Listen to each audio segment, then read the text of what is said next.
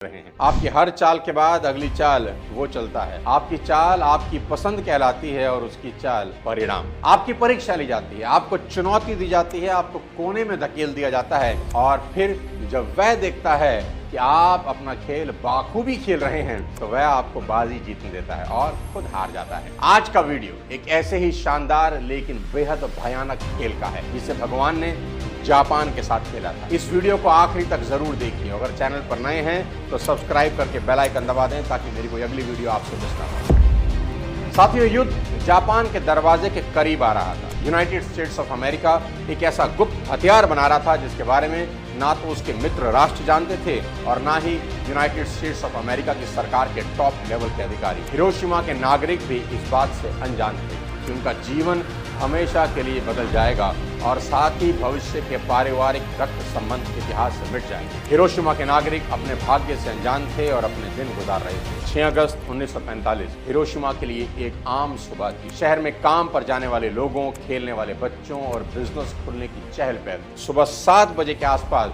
हवाई हमले के सायरन के साथ चेतावनी के संकेत मिलने लगे, जो जापान के लोगों के लिए आम बात थी और ज्यादातर लोगों ने इसे अनदेखा कर दिया। हालांकि सुबह 8:14 के पास हिरोशिमा हमेशा के लिए बदल गया। जापानी रडारों ने दक्षिण की ओर से आ रहे अमेरिकी विमानों को देख लिया, जिसके कारण वार्निंग का सायरन बज गया। अमेरिकी वायुसेना के कर्नल पॉल टिबेट्स ने अपने B-29 विमान से 8:15 पर लिटिल बॉय नाम के परमाणु बम को हिरोशिमा के ऊपर गिराया।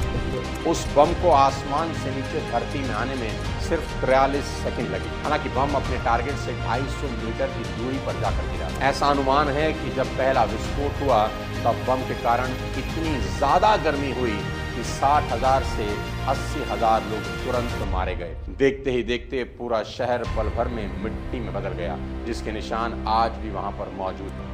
पुरुष, महिलाएं और बच्चे सभी हिरोशिमा पर गिराए गए परमाणु बम के शिकार हुए और वो जहां कभी थे वहां सिर्फ छाया रह गई। आग लग गई और तेजी के साथ फैल गई, जबकि लोग अपने प्रियजनों को खोजने की कोशिश कर रहे थे और यह पता लगाने की कोशिश कर रहे थे कि एक्चुअली में हुआ क्या। जो लोग शुरुआती बम्बार्डमेंट से बच गए वे भयानक रेडिएशन का शिकार हुए और बाद में एक दर्दनाक धीमी मौत मर गए। हिरोशिमा की सड़कों पर बड़ों और बच्चों सभी के शव बिखरे पड़े थे। आप पुरुषों और महिलाओं में अंतर तक नहीं कर सकते। अगर स्तन थे तो वह महिला थी। चेहरे बर्फ की तरह लटके हुए थे। हिरोशिमा एक व्यस्त शहर से एक परमाणु बंजर भूमि में बदल गया, जो शहर जैसा तो बिल्कुल भी नहीं था।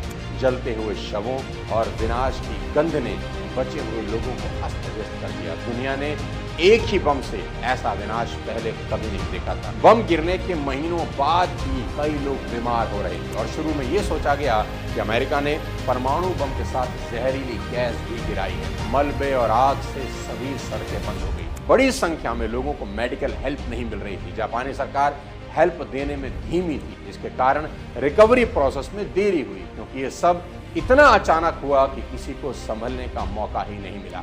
अमेरिका ने जापान के हिरोशिमा शहर पर जो परमाणु बम गिराया, इस बम को लिटिल बॉय नाम दिया गया। इस बम्बार्डमेंट में हिरोशिमा शहर का 60% हिस्सा नष्ट हो गया और हिरोशिमा शहर की लगभग 70% इमारतें नष्ट हो गई और बमबारी के बाद बचे लोगों में रेडिएशन के कारण कैंसर तेजी के साथ फैलने लगा। अमेरिका ने जापान के हिरोशिमा पर जिस लिटिल बॉय को गिराया उसका वजन करीब 4 टन यानी 4000 किलो का था। इस लिटिल बॉय में करीब 65 किलो यूरेनियम भरा हुआ था। अमेरिका इस बम को जापान के एओई ब्रिज पर गिराना चाहता, लेकिन टारगेट से दूरी पर गिरने के कारण लाखों लोगों को अपनी जान गंवानी पड़ी और कई हजार लोग घायल हुए। जिस समय परमाणु बम गिरा उस दौरान हिरोशिमा का तापमान 4 लाख डिग्री सेल्सियस तक पहुंच गया, लेकिन अमेरिका यहां नहीं रुका।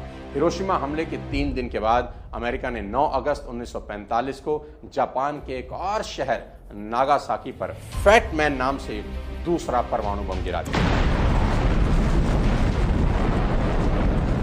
नागासाकी के ऊपर हुए इस हमले में करीब 74,000 लोग एक साथ मारे गए। जो बॉम्ब नागासाकी पर गिराया गया उसका वजन 4500 किलो था और उसमें 6.5 किलो प्लूटोनियम भरा हुआ था। अमेरिका ने हिरोशिमा पर जिस बम को गिराया उसका नाम लिटिल बॉय रखा गया, जबकि नागासाकी पर जो बम गिराया फैट मैन उसका नाम था। इस बमबारी के बाद सेकेंड वर्ल्ड वॉर खत्म हो गया और जापान ने 14 अगस्त 1945 को मित्र राष्ट्रों के सामने सरेंडर कर दिया। दोस्तों, अमेरिका ने जापान के दोनों शहरों को मरघट बना दिया। पूरी दुनिया की रूह कांप गई। दुनिया में ये पहली बार था जब किसी देश के ऊपर न्यूक्लियर हमला हुआ हो और इस हमले ने सिर्फ लोगों की जान ही नहीं ली बल्कि जापान में रहने वाले लोगों की आत्मा को हिला दिया। अगले 5 साल यानी 1940 से 1950 तक पूरा जापान सदमे में था।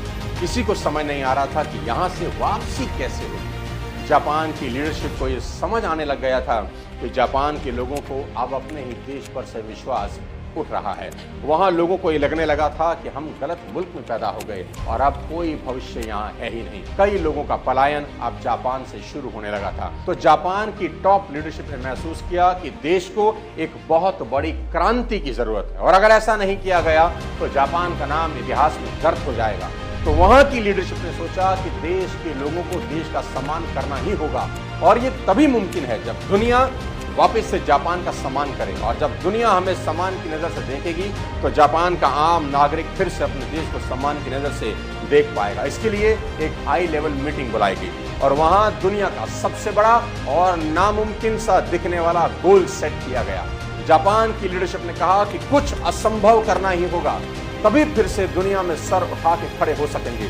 उन्होंने डिक्लेयर किया कि अगले 10 साल में जापान टेक्सटाइल इंडस्ट्री में दुनिया में सबसे आगे निकल जाएगा, जो कि बिल्कुल आसान नहीं था क्योंकि बम्बार्डमेंट के बाद वहां की सॉइल पूरी तरह से खराब हो चुकी थी और सॉइल का अच्छा होना टेक्सटाइल के लिए सबसे ज्यादा जरूरी होता है। और जापान की लीडरशिप ने बहुत बड़ी बात कही। उन्होंने कहा महत्व ये नहीं कि हमारे पास कितना है, महत्व वास्तव में इसका है कि जो हमारे पास है हम उसका क्या कर सकते हैं। उन्होंने कहा अगर सही ढंग से चला जाए तो प्यादा भी वजीर बन सकता है और ये सिर्फ भावनाओं में आकर लिया गया टारगेट नहीं था, ये जापान के लिए करो या मरो का सवाल था। उन्होंने कहा हमें ये करके ही दिखाना होगा और ठीक ऐसा ही हुआ। ठीक 10 सालों के बाद यानी 1960 में जापान दुनिया की सबसे बड़ी टेक्सटाइल इंडस्ट्री बन गई, लेकिन जापान यहां रुकने वाला नहीं था। 1960 में अगला टारगेट लिया कि अगले 10 सालों में हम दुनिया में सबसे बड़े स्टील निर्माता बन जाएंगे, जो कि एक तरह से बिल्कुल नामुमकिन था क्योंकि स्टील मैन्युफैक्चरिंग के लिए लोहा और कोयला, इन दो चीजों की जरूरत पड़ने वाली थी और ये दोनों ही